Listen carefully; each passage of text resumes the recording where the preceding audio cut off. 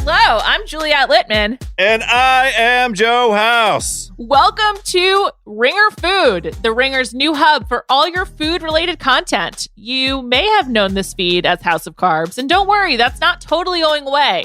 We will be launching 2 new shows on the feed, and the first is Food News with me and David Jacoby. You may remember us from our days at Grantland. Well, Jacoby and I are back to go over the news, sample snacks, share some personal tales of food news, some global tales of food news. Who knows what else is to come? And House, what are you going to be doing? Oh, my taste buds, my hungry homies, my culinary comrades, we are back. We've done it. Here to tell you that we are reigniting House of Carbs with a whole new slate of tasty episodes throughout the year. We are starting with a football fracas, a gridiron gobble fest. We're doing NFL playoff potluck featuring taste tests of the iconic food item or items of every playoff city to determine which city reigns supreme. Ringer Food is starting up this Wednesday, January 12th. That's so soon. So be sure to subscribe on Spotify or wherever you get your podcasts.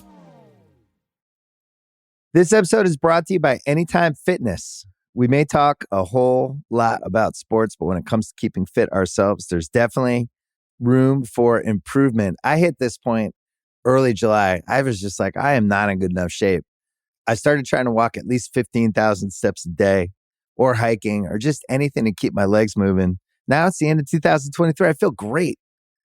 I had a physical 3 weeks ago and the guy was like, you're doing great. You're doing better than you were 3 years ago. I felt great. Whatever your goals are, progress is possible thanks to Anytime Fitness. Get a personalized plan and support from an expert coach anytime, anywhere. Visit anytimefitness.com to try Anytime Fitness for free. Start to train for your life. Terms, conditions, and restrictions apply. See website for details. This episode is brought to you by Atlassian. Atlassian software like Jira, Confluence, and Trello help power global collaboration for all teams so they can accomplish everything that's impossible alone. Because individually we're great, but together we're so much better. Learn how to unleash the potential of your team at Atlassian.com. Atlassian.com. Atlassian. Tap the banner or visit this episode's page to learn more. I need support staff to clear the room. Stand up and walk. Now. Hello and welcome to The Watch. My name is Chris Ryan. I am an editor at TheRinger.com, and joining me on the other line, does he look like he's in Oklahoma? It's Andy Greenwald! Yeah, it's a joke from Euphoria, man. It's a show about teenagers. Maybe you should watch it, you know? Maybe you should get a little bit more connected to youth culture in this country because they're the future. It's rough. I am not connected to Euphoria, a popular television show. Yeah. I am not connected to Ozark, arguably more popular television show. Who can say? This is my fallow period. I am feeling like I'm failing the listeners of The Watch. I'm failing the larger TV diaspora. And most of all, I'm failing you, Chris. Because you, Chris, as one of the more important hosts of the Ringer's #1 television podcast, the Prestige Television Podcast, you watch all this stuff. I do. I watch it all because I love television. That's why I'm embarking on this journey. First, #1 priority is for you. I like hanging out with Kaya. #2 is agree. You're my best friend. And #3, I love TV. I think TV, it's capable of having fallow periods. I don't think we're in one right now, though. And I think I'm missing the boat. So talk to me about the boats before we get into all the other stuff we have on our agenda today. Well, sure. I'll talk to you about whatever you want. I mean, like, so with Euphoria, I wanted to ask you because, like, and pull up as a father of daughters. Oh boy. Well, as a father of a television show, last night in Euphoria, great episode. Maybe like one of my favorite episodes they've ever done. Wow. I'm not going to get into like spoilers or anything. First of all, do you know who Dominic Fike is? I'm really dating myself, but he plays this kid named Elliot on the show.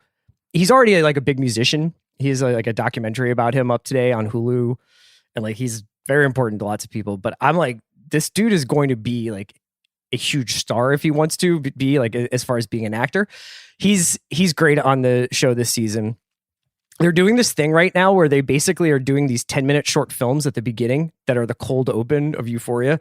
So last night was the backstory for Cal, who's played by Eric Dane. He's one of the fathers in the show. Actually, there's not very many fathers in the show, but he is the one, and he gets is that the problem of Euphoria? Is it a fatherless that's right. society? Is that there's not a strong male role models? In Euphoria. What a take. So anyway, they do this flashback short film. These are really fun. They're really good. They started the first episode had an awesome one, and this one has one. And I had to ask you this because I'm watching it last night with my wife, and I'm just like, this is good. And then we just kind of like a second later are like, yo, they've already used, it's set in the 80s. And I'm like, they've already used half of INXS's Kick album as far as like needle drops. And so I just want to run through this with you, and you tell me, because you are a man who has negotiated in some degree. Yeah. Like, I need to get like this song. What am I talking about here? This episode just alone had Never Let Me Down Again by Depeche Mode, Need You Tonight by INXS, The Look by Roxette, It Ain't Over Till It's Over by Lenny Kravitz, Chains of Love by Erasure, Mystify by INXS, Lips Like Sugar by Echo and the Bunnymen, She Sells Sanctuary by The Cult. A lot. A Bobby Darin song, a Selena song, a Ministry song. Can I ask you, just sidebar, was the episode set at the 7th grade dance at my school? It might have. Well, let me tell you wow. something. If this was what your 7th grade dance was like, you have a lot of chapters of your life you've neglected to share with me. It was basically about a furtive love story between two teenage boys, and then that then ends abruptly. But Andy, how does a show like manage to get half of one of the biggest albums of the 80s on its soundtrack without costing Avatar money? Money. I mean, honestly, it's money. If you have the budget for it, almost every song is gettable. My experience doing the picking the songs for Briar Patch was awesome, but also surprising in that there were songs that we got that I was very concerned to even mention. Like, I thought they would be very expensive. I remember in a later episode, we used part of Do You Remember the First Time by Pulp? And like that feels like a really big song and a big single. And it wasn't cheap, but it was not nearly as expensive as I Have a Song to Sing, Oh, by Peter, Paul, and Mary, which nearly broke us. So it is very, first off, it can be artist driven. Like, by far the most expensive artist that we got songs from was Dolly Parton, who is apparently infamously or famously just hard drive. Her estate, or she's alive, but her publishing company drives a very, very hard bargain for those songs. Other artists are gettable, and that's often, I think, less. I think the reason Dolly Parton's songs are expensive is because Dolly Parton controls her publishing. I think songs that you think of as being expensive that aren't expensive might be because a third party controls their publishing and is just trying to maximize. Yeah, like value. Mark Cuban owns the INXS publishing, and he's just like, "Come on in, sharks!" Just to pay the luxury tax this year. So I can't speak specifically to that. My main reaction to everything. This was true before I made a show, and it's especially true having made a show. When you tell me that something costs a lot of money, my next question is it on HBO? Right. And then that's usually the end of the conversation with nothing but honestly, like, admiration for it. You know what I mean? I guess the only other thing I'd say is HBO always, supports its creators, I think. But these seem like season 2 flexes. Yes. Well, also, it's pretty interesting to see too, also, like the first like 5 credits at the end of Euphoria. It's just like director, writer, creator, executive producer, all Sam Levinson. Yes. It's a very auteur driven show. I watched Euphoria. I watch a little bit of Ozark. We'll get to that at some point on this podcast, I promise. In the meantime, there's great stuff happening on the Prestige pod about Ozark. I will say, I got knocked off my square by Ozark, the first episode of season 4, because I was watching it, and Jonah, the son, has my same fleece that I have. And I was like, has ever happened to you where you like are looking at a television character and you're like, cuts a little close? when it's the child? Well, it's worse people to be than Jonah. He's very resourceful. Right. He's built up his own money laundering database over the course of this series. So I'm really proud of him. And, it's not like Patagonia fleeces are exactly like the rarest of grails. It's just most people bought one during the pandemic, I would imagine. Well, I also think that you're selling yourself short. It was already established in our conversations about Succession that you were ahead of your time as being a layer king. Yes. You know what I mean? That's like, true. I think that for a long time, characters' relationship to the weather was really binary. It was either hot or cold, but that's not what lived experience is like for so many of us. Especially me. I know. And I think that I do think that this is where we're heading. I think we're seeing just a greater diversity of all characters on television, particularly those who are a little bit warm when it's cold out and a little bit cold when it's hot out, right? So yeah, I mean, I'm currently wearing 3 layers just sitting here talking to you inside of my room. It starts at 3 and then we expand. I don't think I've ever gotten up to 6, but I would be interested in the challenge. Well, when we lived in New York and we spent a lot of time like waiting on subway platforms and stuff in the dead of winter, was it just we didn't feel things in our bodies then because we were like either like just, experiencing like we were drinking or whatever, but also that we were like just younger? Because I don't remember you. Like what I don't remember is in the dead of February, right? You walking into the Hi-Fi bar on Avenue A and suddenly turning into Michael Stipe at the MTV Video Music Awards when he wore 22 issue-based T-shirts and took them off one after another. Like I don't remember that. I feel like you maybe you had were there like the night when thing. It was like pro-choice, like just like ripping off different T-shirts. No. I mean, I don't think it would have been issues. You know what I mean? I feel like you would have had like June of 44 or like a bunch of like 90s era math rock bands coming off. But do you know what I mean? Like, I don't think you weren't that guy then. No, I think that generally speaking in the early 2000s in New York, every single day wore a T-shirt, some kind of like not vintage, but like thrift store shirt on top of that, a sweatshirt and a jean jacket or some kind of jacket. That's what I remember. And then I think we just moved faster outside. Like we just walked faster. Yeah, brother. To be we have places to go. Yeah. Also, and here's a side question, but I'm curious about this. I never asked you this at the time, so I feel like our public podcast is a forum for it. What is the statute of limitations on when you drop the curtains on tattoos? Because I remember when you got arm tattoos, I feel like you basically then wore tank tops. That's not true at all. Or like you like pulled your sleeves up a lot for like a year or two, which I think I would do too. I did, but like, why are you putting me on Front Street like that? I guess what I'm wondering is, you were youthful. You look cool. I'm not gonna be able to get buried in a Jewish cemetery. You gotta let me have something out of the deal. I'm not making fun of your tattoos. I guess I was wondering was like in the dead of winter, would you still be like, I will cut the arms off of this like heavy insulated No. jacket. What happens is you go into a bar for your night-long reverie, right? Right. And back in New York, pre-Mayor Mike especially, we used to pack it in and we used to get a little smoky up in there. You know what I mean? It would get hot. It was, what the craziest feeling would be walking into a bar at like 11 p.m. in New York City when it's like 30 degrees outside and your fucking glasses steam up immediately because there's so much human energy on display. You know what I mean? Yeah. So by the time you get to like beer 3 or whatever you're doing, like, you might be down to a T-shirt in February. And that's when people get to see the body art. So that's just plus. I only have 2 very tasteful tattoos, I think. They're fantastic. People don't understand. I am a fan.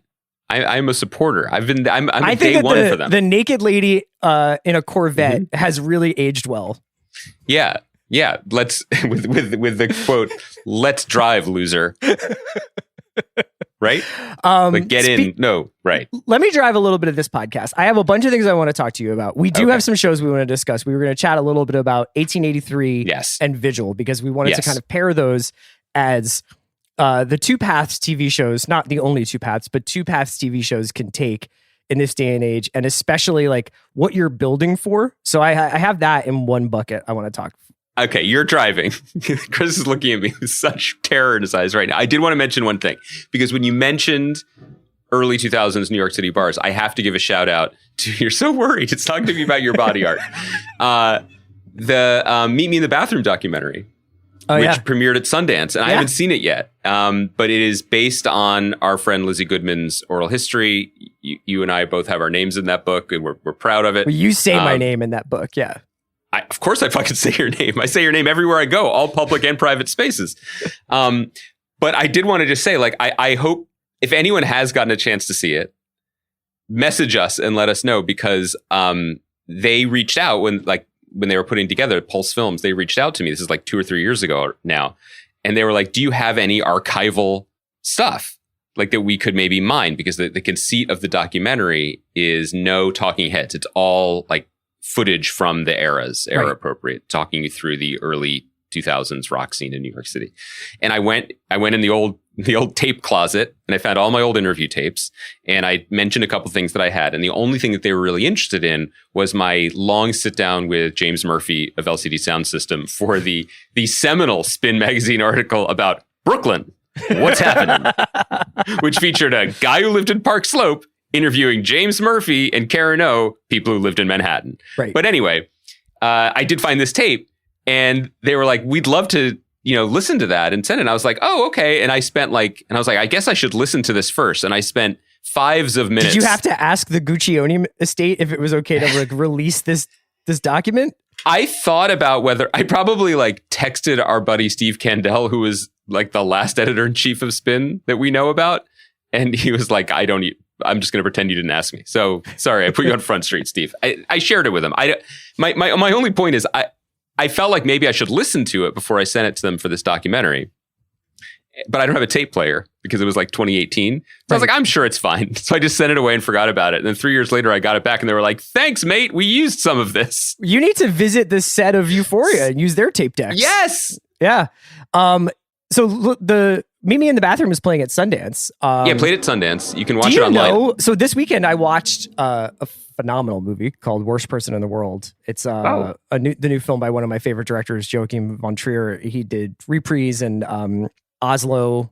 I think it's August 21st or August 21st. Oslo. I can't remember the name of the second one, but he's made a bunch of films. He made Louder Than Bombs with Jesse Eisenberg a few years ago. This is part of his Oslo trilogy, and it's an excellent movie. But I was just going to mention that the Sundance Festival, it's open to the public. Like you can buy a single ticket if you get the ticket in time. So I'm going to watch the Lena Dunham movie tonight. Cool. It's a pretty awesome experience. I don't want movie festivals to go anywhere, but it was pretty cool to be able to just pay $20, which is less than what I would have paid for 2 people to go to a movie theater anyway. And I do want to see this in a movie theater, to see Worst Person at Sundance. It was a pretty cool experience. Do you think that there's a future for that? Do you think that we'd be able to attend the gala opening of something at Venice one day? They'll sell limited online tickets. I think that kind of stuff, that real red carpet stuff, there's a lot of stipulations or rules with Sundance. If you want to attend the Q&A, the live Q&A, you have to, be in the room or whatever by this time. I got the tickets for the second screening of Worst Person in the World, which means there was a 24-hour window to watch it. And once you hit play, you had 5 hours to finish it. So it created a little bit more of an event around watching it.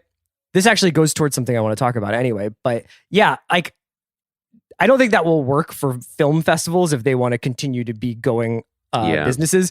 But I do wonder whether or not, let's say, God forbid, there is a bit of a collapse in that field of some of the film festivals that we know and love, like Sundance or whatever, have to reconfigure themselves entirely for a digital world or whatever. Mm-hmm. To say nothing of the supply chain of films. You know what I mean? I don't know how many smaller, independent dramas or independent films are going to be made that much, going forward. They may need to reach out to different audiences beyond the people who can get to Park City in January. I think it's a good point. The thing while you're describing this, I'm thinking about one of the best things to do in New York, if you're able, is to go to the U.S. Open tennis tournament. I bet you didn't think that was coming. But I didn't think to go early. Yeah. To the opening rounds. The opening rounds, because you walk around. The center court stuff is the center court stuff, and you see the big stars, and it's very crowded. Your favorite Novak Djokovic. I just a dangerous thought leader that cannot be silenced. Proud of him.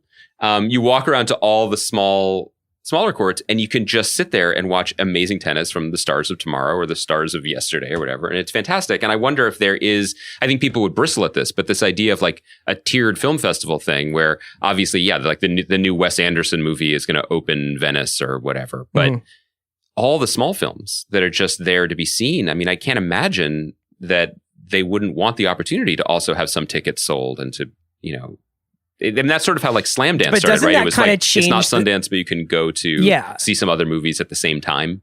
But I would imagine maybe Sean would be the person to ask about this fantasy. But like, I would imagine that the whole purpose of going to a Sundance or to a Telluride or to whatever is South by Southwest, especially, is to create buzz and a market for your film that does not yet have a distributor, right?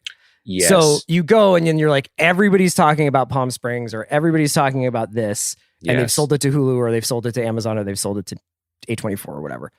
And, there's a little bit of like, if anybody can go see the movie, if it's basically like these film festivals functioning as the quote unquote opening weekend for world cinema, then I don't know whether or not, are there so many people out there who are going to see Worst Person in the World? Although I will say word of mouth is word of mouth no matter what. So like, I'm going to tell anybody who wants to hear me talk about it that I thought Worst Person in the World was an incredible movie. I hope you see it. Like, we'll talk about it when you do, but definitely. I guess it's also a question of who controls a final finished product, because often films are shown at film festivals, and if they are then acquired, changes are made. For sure. And so what's the final version of it? Anyway, it's an interesting question. I've interrupted you enough. You're driving. Let's get into it. So there was a couple of things just news-wise I thought we could get into. The biggest one was this thing I saw in Puck. So we've mentioned Matt Bellany writes for Puck. We mentioned a piece of his a couple of weeks ago. Julia Alexander wrote something that went up today that's about the objective and also anecdotal surge going on with HBO Max. Now, on Thursday, you and I discussed some hiccups that Netflix was experiencing. I think if you hold a lot of Netflix stock, you might describe it as another word besides hiccup. But Netflix came in below their projections in terms of subscriber base. I think then their stock took a hit. And you and I sort of discussed, like, where's this all going? Ozark is kind of one of the last flagship shows it has, along with The Crown and Stranger Things. And I'm sure people would debate what a flagship. Squid Game now is the flagship, but you get what I'm saying. So today there was this article that was basically about how HBO Max, despite everything, despite the corporate merger, the AT&T, then AT&T spinning it off to Discovery, despite some issues with the player, the actual tech in the beginning, despite some of the hostility Jason Kilar experienced from Hollywood when he announced a day of release HBO Max streaming policy. Despite all that, we now get to the end of the year, or the beginning of this year, and HBO Max and HBO have had a very HBO-like run of success. Now, we can get into, is it success because you and I are talking about it, and like people who have podcasts and people who write for pop culture websites are talking about these shows, or are they really, really big? But I will say, in this house, I'm currently watching Euphoria and Righteous Gemstones. We just got done Station 11. I love Southside, which is on HBO Max as a library offering. I love a bunch of stuff on there. And what was the other show that I'm watching that's on right now on HBO Max? Oh, Somebody Somewhere, the Bridget Everett show, which is really cool. So like I do think that they have this, they are definitely making shows that like I watch all the time. But it was an interesting thing to go through Julia's piece, because I thought that the thing that jumped out at me most, and I thought we could start here, she broke down a couple of like lessons you could learn from their success, was the idea of owning a couple of days of the week, which I thought was the coolest. Now, we were doing our Station 11 recap pods mostly on Thursdays, because that's when those episodes would get released. So Thursdays is when you get like new shows on HBO Max. So that would be And Just Like That, Station 11. Hacks. Then there's Sunday night. What was the other one you said? Hacks. And then Sunday night is Gemstones, Euphoria, the usual HBO Sunday night. I would also argue that earlier last year, you had Fridays when The Matrix would come out or whatever. And you would honestly have 3 days where the eyes of the TV movie watching world would be kind of directed towards this. It's kind of an interesting new wrinkle, not even new because HBO always had Sundays, but in this world where we're like, okay, do people want to binge something? Do they want a week by week thing? This carving out little days of the week is a really interesting programming strategy. I agree. And before I respond in full, let me say, you mentioned what we talked about last week with Netflix. I just want to do a quick correction I should have done at the top of the show.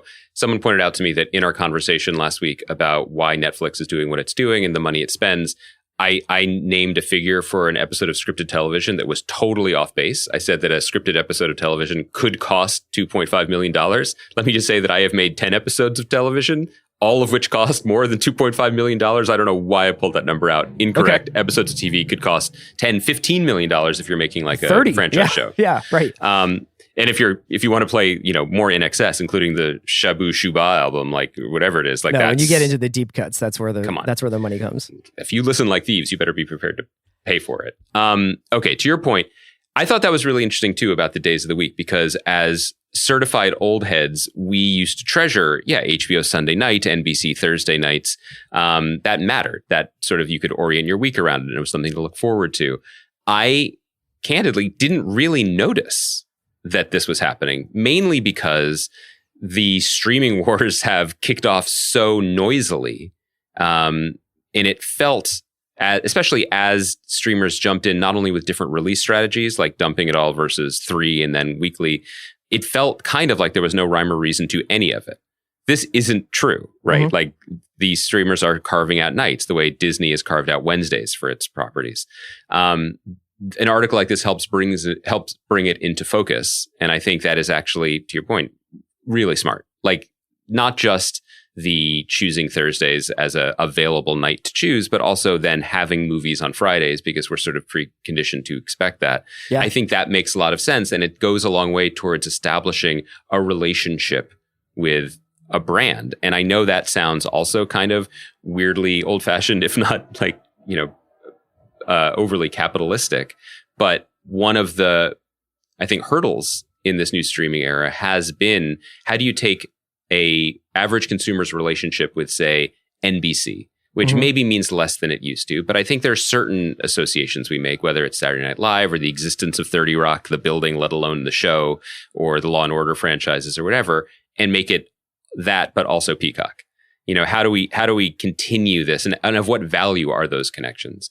This begins to humanize your relationship with these services in a way that I don't think they did before, because the services just appeared to be like monolithic. The content was just constantly raining down on you. I also think that within the point you're bringing up is the other kind of interesting slug line from the article, which was somehow this thing that we thought was going to be a major problem for HBO Max, which is what's HBO and what's Max, might actually have worked out for them. One is that they're still leaning into this separation, and maybe it's a positive. As you said, Max Originals Thursdays, HBO Original Sundays. That's a point of distinction that has turned into a positive, because it means they have 2 days of new content. And HBO has selectively leaked into Mondays. I think that when I last looked, I think the David Simon show, We Own the City, that's coming, is going to be a Monday show. Like, I May Destroy You is Mondays, wasn't it? Yeah, HBO, like, every so often, they act like it's new every time they do it. But like, there were a couple of years ago, they were like, oh, now we're forming a beachhead on Monday and Bored to Death is going to anchor it. Well, right. They gave up that beach. Shouts to Dunkirk or whatever. They didn't hold that particular sandy atoll, but they do that sometimes, and I imagine they'll continue to. But the other thing from the Puck piece that you're referencing that was interesting was the first slate of Max Originals, or just the existence of Max Originals, clearly caused enormous consternation within the building, where the people, like the hastily retired once this stuff started to come out, president of HBO, Richard Plepler, like, this was anathema to them, right? This idea we're going to dilute the brand by not only bringing on Big Bang Theory and Friends, but also just having different originals spearheaded by a different creative team. That creative team is now gone. Casey Bloys has consolidated it, but some of the stuff that predated his takeover of the creative reins clearly has paid big dividends, right? As evidenced in this article, which is that HBO, was the crown jewel box of TV, but really lagged in certain sectors of the audience that maybe didn't matter as much when it was about adding to your cable bill, but definitely mattered when it came to attracting and keeping subscribers to a large service. And in the Julie Alexander piece, she talks about how, particularly with women, there was a deficit of viewers. Yeah. And then you offer up Sex Lives of College Girls, Flight Attendant, and just like that, and Gossip Girl, I mean, she makes the point. It's something that HBO wasn't offering, and that's kind of where we were talking about with Netflix, where it's like, I don't really know, I was like, is Netflix ever going to do the prestige water cooler drama anymore? They do it in movies, but it seems like in TV, they've seemed to have lost interest in that kind of show, the morning show type, like flashy, like we got this person on and HBO actually has sought out to make a kind of more diverse offering of what they can do while still somehow kind of like, generally speaking, high quality. A lot of things that they did that were really got a lot of head scratching have worked out, including Jason Kilar's decision last year to a year and a half ago now to put all movies on HBO Max. It worked. I mean, is Christopher Nolan ever going to forgive him? No. But one thing we learned from this article is just last year, HBO and HBO Max had 38 million subscribers between them. This year, they have 74 million. Mm-hmm. I mean, that's a pretty significant increase. And to your point, like, it's one thing to be a company where you're like, well, we just have the best of the best. So we know everyone else is doing big genre entertainment, but we do Game of Thrones, which is the HBO version of that, which in their minds is the best possible version, or the one that, people who didn't read Tolkien will like this. But if you're doing a larger service where the goal is to keep people paying and keep them in your ecosystem, it doesn't make sense for when the viewer finishes Game of Thrones, you need those boxes on the bottom of the screen saying, finish that, you might like this. And so doing this corporate merger stuff that maybe feels tacky to talk about if you're used to the old HBO, now they have like 6 DC properties they can tell you to watch. You know what I mean? And like that, it didn't used to be organized that way, and it's clearly working. It's interesting. In her piece, Julia recounts this sort of exchange that Plepler and John Stankey had when I think they were doing kind of either a town hall or some sort of press conference, and Stankey, who was in charge of AT&T, and Plepler was in charge of HBO, and they had this exchange where they were talking about, do you want to own hours of the week or days of the week? And it was essentially that was going to be the pivot that HBO was going to have to make to scale up and start taking more and more hours of the week for their audience. And because Stankey said, basically, because it's still down at the end of the day, it's about making money. And Plepler actually said, well, we do make money. And Stankey said, not enough. And I think not enough is kind of driving all of the anxiety around the creative arts right now, or at least pop culture arts. Like, I had this feeling when I was watching the Sundance movie that I watched. I watched this Asghar Farhadi movie on Friday, this called The Hero. I'm excited to watch that. That's on Prime, right? Yeah. And I watched both of these films, and I don't know anything about the... Love to watch my tourist Iranian films on Amazon. But I don't know anything about the economics of A Hero or Worst Person of the World. Right. But it was interesting to watch these films and juxtapose them with the recent round of especially awards time promo that's been going on for a lot of like the biggest Hollywood names. So I listened to Bradley Cooper. He was on The Business with Kim Masters, and he was like, I have to think of like a different way to make money outside of movies, because like the kind of movies that I like to make are disappearing. And Ben Affleck said the same thing. He's like, I don't think I'll ever have another movie open theatrically because I'm not going to be Batman anymore, and I don't want to do those kinds of movies. And there's this kind of like, I'm walking out here, I got my palms out. I'm like, what the fuck is happening to the thing that I love? And I'm like, can you guys just do this, but just not expect that much money for it? Because nobody is telling Asghar Farhadi or Joachim von Trier that like, well, there's no Batman in your movie, so we're not going to fund it. Somehow they're getting these movies funded. They just may not make a huge amount of money doing it. Yeah, I mean, that is a reckoning that's come to anyone who's worked in any aspect of the media over the last 10, 20 years. There used to be one way of doing it and one level of expectation of what you would receive for it. And then that's changed. And it seems weird, or actually that's the American workforce in general, right? But it's weird to apply it to like, I used to make $20 million a movie. Affleck, like that's a weird way it's a weird lens with which to consider the declining value of the American worker, but it's 100% part of it. Yeah, I guess I'm also I understand that there is like the labor aspect of it and the like how we value work has been completely fucked over. But there was also the part that like independent movies, when we were growing up, like it wasn't uncommon to go see a movie at the Ritz or something. And it was like, this was made by a person maxing out a credit card, you know? Oh yeah. And yeah. and it felt fresh and alive and exciting. And maybe it would go to Sundance and maybe that filmmaker would get a budget the next time. And I understand that middle ground has disappeared, but sometimes I'm like, I don't know. I mean, Bradley Cooper could probably make like a cool small movie if he wanted to. Yeah, I think anybody. I mean, there's especially with artists like that.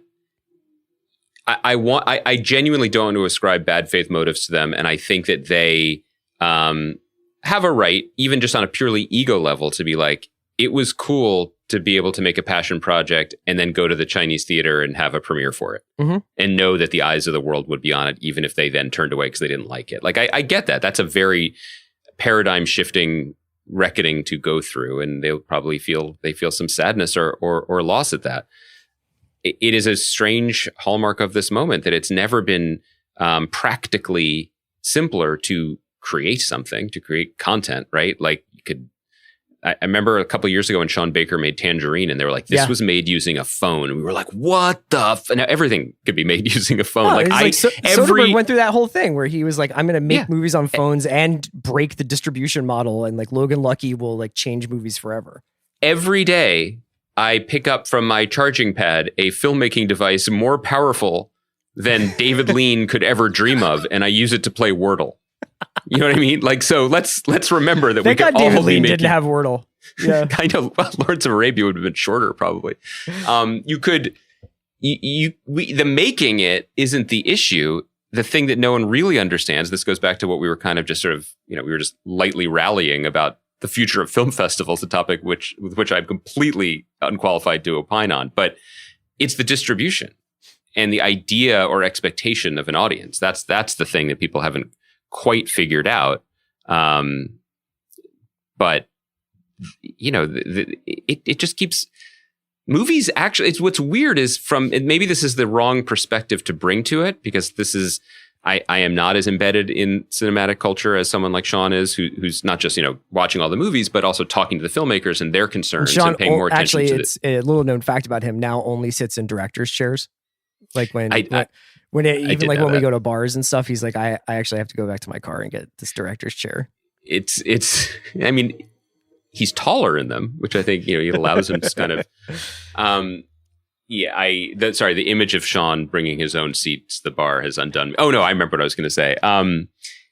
Movies seem really valuable to me in a way, not just because of, but it's just not the same way. Meaning, Warner Brothers theatrical slate, probably long-term of the last year and a half, more return on investment than their theatrical slate for the previous 10 years. Can we see the proof of that?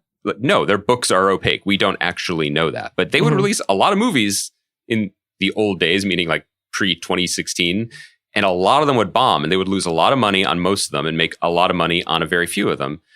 All of these movies were actually, this was the most coherent theatrical strategy in the last decade of movie making, probably, right? Like, other than when Disney was like, no, we're just going to let Kevin Feige tell us when something's coming out. That worked out real well, too. I thought you were going to say, like, when Disney was like, we're just going to pull Lion King off the shelves every year. That was Chapek, right? No, that was like always the Disney thing is like, make sure you buy Cinderella for $80 before they take it out. Like, I thought we figured out that like young Chapek was the guy like sitting on all the VHS cases for the Jungle Book, being like, I control this. But that was your other tattoo. People don't realize this. It was he still had hair then, Chapek sitting on a giant throne made of the Aristocats VHS tapes. And I always appreciated the artistry of it. Anyway, this worked for them in terms of like doubling the subscribers of their whatever. Similarly, Netflix just having movies. I don't know what Netflix is opaque, but in another way, they're totally transparent, right? Because if they're still doing it, it's working.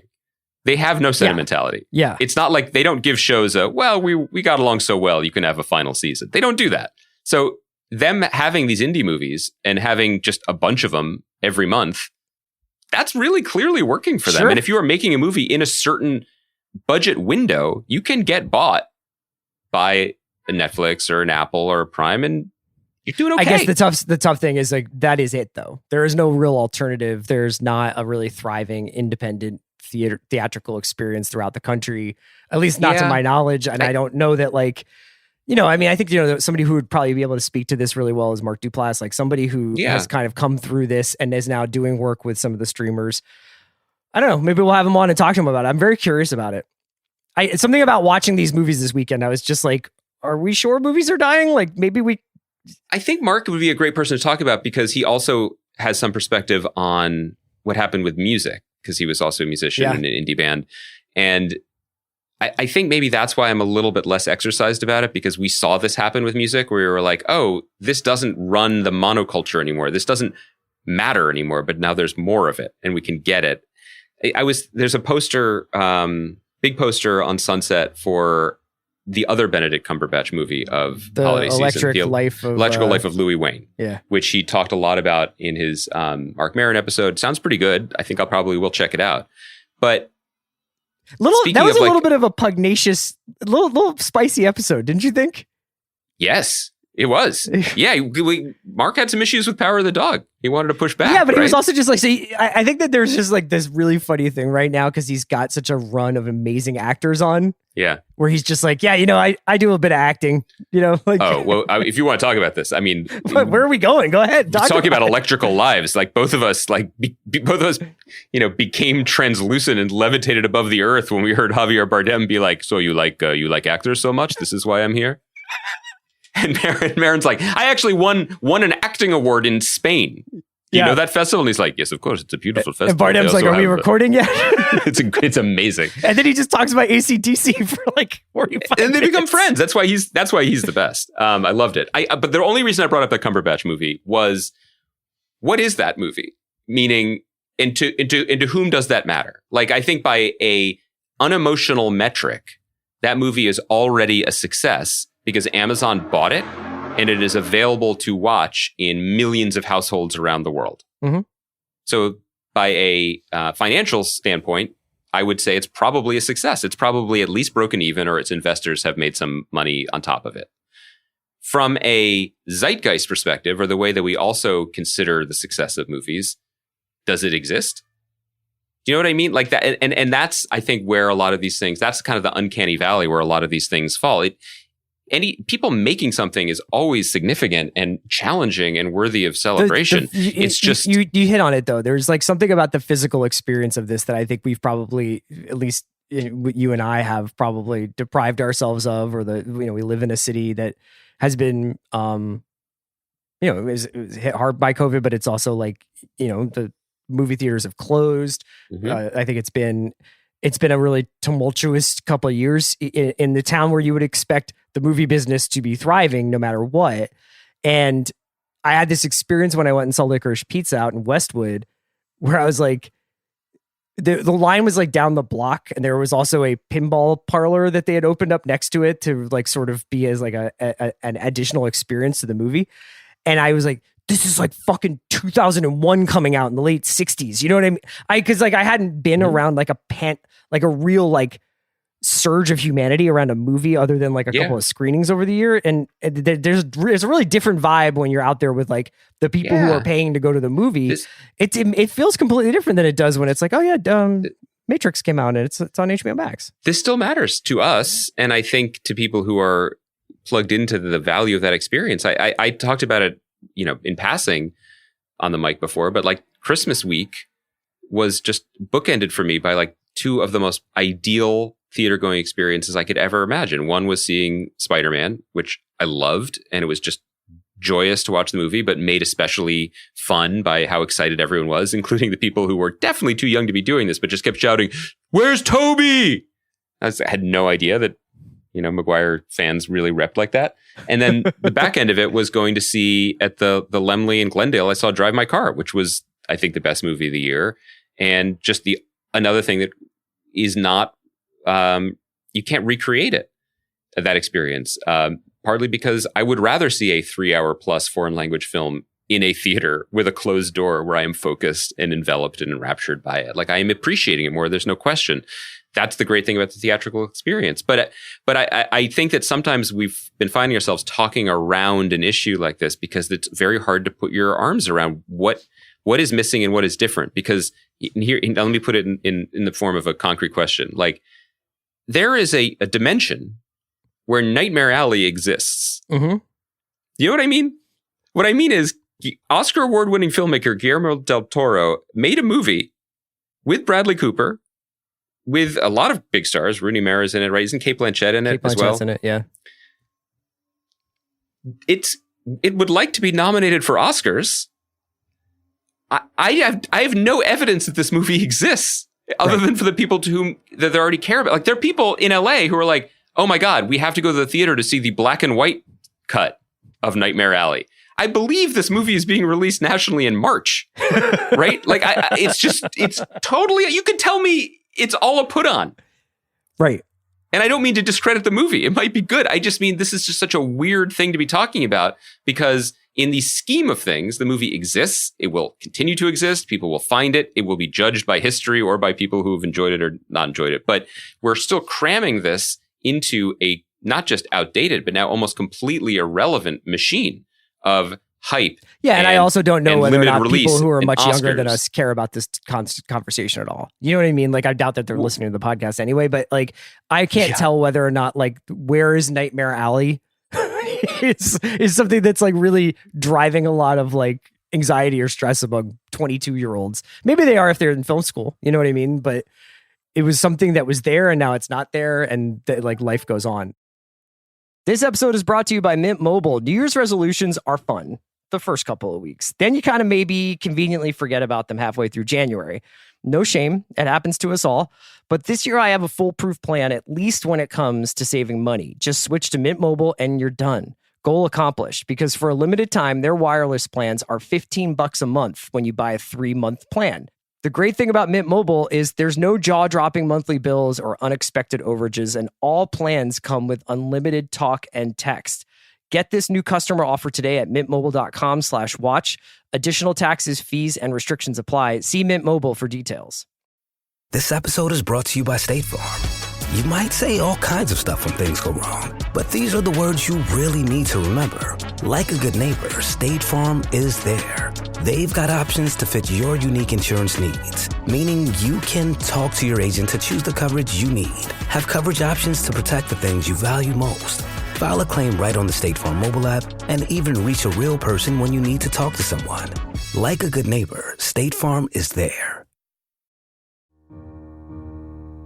Inspired by the life of the savvy and ambitious Colombian businesswoman Griselda Blanco comes a new Netflix original limited series. Griselda tells the story of a devoted mother who, with her lethal blend of charm and relentless savagery, creates one of the most powerful cartels in history. Witness Sofia Vergara's captivating transformation into the godmother of the underworld. Griselda, now streaming only on Netflix. The friendship is sharing deal. Because I want one of your McNuggets. And I need some of your Quarter Pounder. There's a deal for everyone at McDonald's. Get one favorite like 10-piece chicken McNuggets, a Quarter Pounder, or a Big Mac, and get another for just $1. Price and participation may vary. Valid for item of equal or lesser value. Let's talk a little bit about TV before we go. I hope our listeners enjoyed 45 minutes pinging around before we got to TV. But I wanted to talk to you a little bit about 1883 and Vigil, because those are two of the shows I've enjoyed most watching this year. 1883 obviously started about 6 weeks ago. Vigil dropped around Christmas on Peacock. It had been out in England before that. Vigil, 6 episodes, really tight. Military thriller starring Saran Jones and Rose Leslie as detectives investigating a murder on a British nuclear submarine. So there's that and show. Stannis Baratheon, by the way. I mean, there's a lot of hitters in this show. And then 1883 is essentially Paramount's Dave Kingman home run swing at launching like a blockbuster sweeping epic that could be like a modern version of Wagon Train or a modern version of Lonesome Dove, however you want to put it. It's a huge sweeping Western starring Sam Elliott, Tim McGraw, and Faith Hill. One is built for the longest of long runs. I could see 1883 going up to 1890 if they wanted. And one is a middleweight puncher that's just doing exactly what it says it's going to do when it walks in the ring, which is a bunch of jabs and then knock you out with a finale. I thought Vigil was awesome. I'm not trying to say Vigil is like this transcendent drama or anything like that. It's really, really good. 1883. I'm curious what your thoughts on. You watched the first one. I'm keeping up with it. It's very Taylor, but it's also like I think quite beautiful to watch, and also like a real interesting spin on a story that we've seen before. This sort of like the wagon trains moving west, frontiersman discovery story. So where do you want to start with these two? Well, I think what I want to start with is just what unites them. We were talking last week about how jazzed we were for FX to bring back Justified, just because there's a type of TV show and a type of pleasure neuron hitting televised experience that we haven't felt has been serviced as much. And it's great to be doing that. And for me, watching Vigil and 1883 together was a reminder that TV is still TV. And you mentioned home run swings. Not every show. It's not just that not every show can be I May Destroy You or Station 11 or something like that. Not every show should try to be. This is not what the business is. The large majority of TV viewers would like something that is well made, well crafted, a little bit better than it ought to be, but again, servicing pleasure neurons that already exist, basically, not forging new paths. And Vigil particularly, they're really good at this in the UK. You mean Brits? It is. I joked before that the show was like Chris Ryan Mad Libs, police procedural, murder investigation, Scotland, nuclear submarine. But all the UK procedurals are kind of like that. They are, by and large, better, I think, than what like broadcast procedurals in America.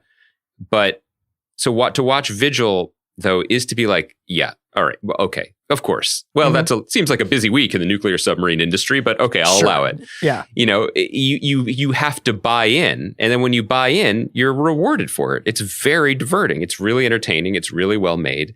I was perusing some of the response that it got in the UK, where it was a huge ratings hit at the end of the summer. And my favorite review was just like, this fucking show gets the internal dimensions of a submarine all wrong.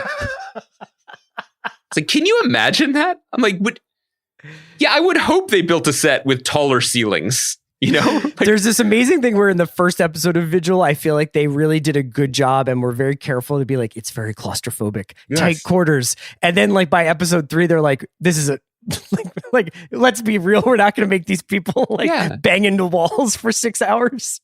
Or it's like anytime they go up and down submarine steps, it's the same steps. Like, why would they build more steps? I don't understand why you would get mad about that. So I like the show. I'm going to keep watching it. It's, it is, you could be like, boy, this seems implausible that this police detective with recent massive familial trauma involving both water and confined spaces should be put on a submarine. Yes. I alluded to that. Yeah. Yeah. Or you could just be like, well, what a week. You know what I mean? Like, I guess when it rains, it pours. What did you think of Rose Leslie as detective superintendent or detective investigator, Kirsten Longacre? I think that I don't know if there's a way to say this without sounding like a middle-aged creep, but I just mean this profoundly when I feel like we would have had posters of this detective inspector on our college dorm room walls, because she represents everything that was appealing to us about the wider world. Like she's Scottish, she's tough AF. Yeah. She's Scottish. And she's awesome. She's awesome. And also that's the other thing that I really appreciate, not just about UK TV, but about this current moment of TV, especially with limited series, which is just like Rose Leslie has been on, she's been in one kind of costume drama in Downton Abbey. She's been on another kind of costume drama in Game of Thrones. But you could tell that she's pretty thrilled to just use her native Glaswegian accent and just wear button-down shirts and browbeat people. It just seems cool. And it's fun to see actors be able to flex the muscles they want to flex. The 1883 thing, and I apologize if I am coming at both these shows from kind of like a meta industry. No, that's fine. Macro perspective, because I feel confident saying 1883 is not for me. Right. But the two things that I found most interesting about it, were one, that the marriage of Taylor Sheridan and the larger Paramount CBS Viacom Corporation is so perfect. It is the shows that he makes. I mean, we talked about this briefly with Mayor of Kingstown, but like, these are classed up CBS shows. And I mean that with affection. You know what I mean? Like there's in 1883. I think 1883 kind of transcends that, but I hear what you're saying. I think that it can with its ambition, and it's certainly like the way that it's shot. It looks beautiful. It's beautifully lit, and like it. No, I don't mean it to tear it down. I just mean that like every character as introduced in 1883 is like, hello, I'm exactly what you think I am. Sure, and enjoy it. You know what I mean? Like it's cool. There's not a single moment of surprise in terms of like, oh, he's the tough lawman. See, that's the thing. I agree with you. It's like when Sam Elliott shows up, it's not like he is not a vaudevillian actor. You're like, oh yes, it is a ex-military guy who's lost someone and is trying to look for a purpose in life. It's exactly who I thought Sam Elliott was going to be. But within the context of the story itself, right. The thing that I find so exciting about Taylor's stuff is that anything can happen. And it's not anything can happen in terms of like, big twist, this guy dies. It's anything can happen in terms of the scenarios that play out within any given episode, movie, whatever, actually feel alive in a very palpable way. Like where you're like, oh my God, like they've been attacked already, or they've decided to leave this person, or they've decided that this is it's like the decision making and the plot points don't feel as familiar as the material should, given the fact that it's a wagon train show. Can I speak to why I think that is? I think, and this remains the most interesting point to me about all of it, which is we have never seen auteur television like this. And I don't mean in terms of like someone with a very specific vision. I mean there are only two people who can make shows entirely alone, and then they will be aired by a major corporation at this point. Taylor Sheridan. What's that? Sam Levinson. Taylor Sheridan and Tyler Perry. Right. They are on their own islands, and they can do what they want, and the networks will air them. And watching 1883, for me, the thing that felt most surprising and often jarring was that there are no notes and there's no one else in the room. And you can tell for good or for ill. For me, often it was a little bit for ill. Like there's in the pilot, when we meet Tim McGraw and he's single-handedly guns down like a bunch of bandits. Visually, I found it a little incoherent that he's being pursued by 6 people who are shooting guns nonstop, and then he stops, gets off of his horse, and guns them all down. I was like, watch more Westerns. That seems unlikely. But also, it was just like, well, he directed it, and it made sense to him, and no one was like, Taylor, where are the sight lines? It doesn't matter. It made sense for the story. Similarly, like there's just some like when he picks up Tim McGraw picks up his family at the train station, and he gets them on a very scenic. He takes the scenic route through town where there's a bunch of fistfights and assaults. The camera lovingly shows the wagon stopping. Then it cuts to them getting out of the wagon. Then it cuts to them going into the hotel. Then it cuts to them going upstairs and then turning a corner. I'm like, you get a sense of like, okay, it's on the second floor. I got it. Yeah. I was like, that's cool. So I could retrace my steps to their room. Like there was no one being like, Taylor, we get that they made it to the hotel. You could show them in the hallway. I like how deliberate it is. I'm making a joke about it. But I'm very sincere that you rarely get to see something, and I'm sure that there are good things. I brought up some funny examples, and I apologize. It was disrespectful because this dude is no. You don't have to apologize. What I mean is, I actually think that there's a reason for that specific thing. The sight lines and the wagon train fight or the wagon fight. I'd have to go back and look at it, but big sightline guy. I know, but one of the things I really like about this show is how it is stressing that the major things that would have been facing these people were you living back in the 19th century and going from Texas to Oregon or wherever they're going, or Montana, I guess eventually, because it's the Yellowstone thing, is disease, the land itself, and just like the actual like natural deterrents that would be existing there, aside from bandits and whatever else. I often think about like how incomprehensible it is to like what people must have done, like when they were just like, we're essentially going to fucking walk from Texas to Montana to find a house. Like you and I could like be like, I don't want to be there, but like we could go to Dubai tonight. You know what I mean? Like, yeah. If you want to go to Dubai, are you asking? You got to tell me, okay? Are you asking? Let's go. The fact that they're like, they get off the thing, they go up the steps, they go into the saloon, they go up the stairs, they go into the room. I think it creates this whole thing was very arduous. Like, if there was no elevators, there was no. I appreciate that. Valets, there was no anything. Like, it's like he does one up. I mean, I got a lot of this from. It's a similar reason why I loved Lonesome Dove, which we talked about at length last year, which tracks a similar for 200 journey. pages or whatever. Yeah. Also, as we learned, I think we talked about this in our podcast, that Larry McMurtry wrote Lonesome Dove and then was like, "Oh right, I forgot about trains." Like he forgot trains existed, and so I felt like there was a little bit of a subtweet at Larry that so much of 1883, where the guys are like, we don't want to go and then like go on this journey with you, Sam Elliott, and then have to like spend the winter in Oregon. He's like, I'll send you back on the train. Yeah. We're like, oh, cool. Okay. I did have one. The one nit I did want to pick was for people who haven't watched 1883. Sam Elliott's character has been hired to lead a journey of German immigrants, basically, of German immigrants who would like to settle.